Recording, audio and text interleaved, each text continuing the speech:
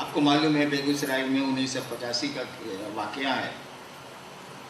मैं सुबह 4:30 बजे बैठा हुआ था यहीं पटना के रोहतगी साहब, आप लोग सबको लोग उनको जानते होंगे, अब तो बहुत बूढ़े हो गए बेचारे। उन्हीं के घर ठहरा था, मधेपुरा से पटना जा रहा था मैं जीप से।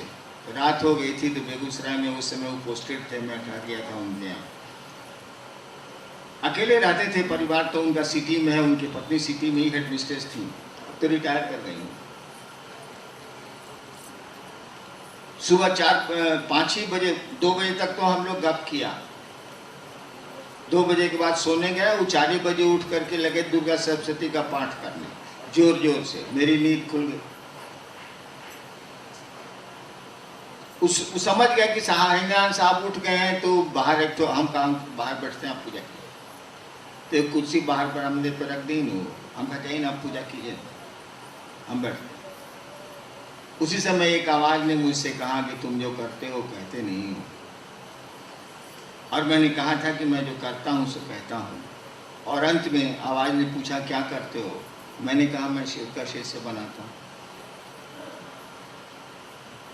आवाज ने कहा करने को क्या कहते हो, तो मैं चुप हो गया, इसीलिए कि मैं करने को तो पूजा करता था, पूजा साधना प्रक्रिया बतलाया करता था। तो मुझको कहा गया कि तुम जो करते हो दूसरों को करने को कहो।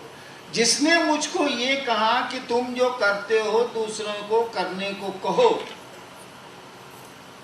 हम भी समझते थे कि इसमें बाधाएं होंगी। क्या कहने वाला इस बात को नहीं सोच रहा था कि भविष्य में ये बात चलेगी तो कहां कहां बाधाएं आएंगी, अवरोध आएंगे, उसको नहीं समझ में आ रहा था। उसने कुछ नहीं कहा। उसने नहीं कहा कि देखो आगे चलोगे ना तो ऐसा लोग कहेंगे, ऐसा लोग कहेंगे, ऐसा होगा, ऐसा होगा, ऐसा होगा, तो ऐसा करना। कुछ नहीं कहा उसने। बस एक पंक्ति उसने कही कि दूसरे को तुम जो करते हो दूसरों को करने को कहो, और पूछ लिया कि तुम क्या करते हो। हमने कहा मैं लोगों को शिव का शिष्य बनाता हूं। यानी दूसरों को कहो कि वो दूसरों को भी शिव का शिष्य बनाए। अर्थ यही हुआ। उसने कुछ नहीं कहा इसके अलावा, न आगे न पीछे, न जोड़ा कुछ न घटाया कुछ। उसको तो ये कहना चाहिए था ना कि आगे आने वाले दिनों में ऐसे ऐसे लोग भी आएंगे, ऐसे ऐसे लोग भी आएंगे, ऐसा ऐसा भी होगा, तुम देखना, ऐसा नहीं ऐसा करना। कुछ नहीं कहा उसने। एक वाक्य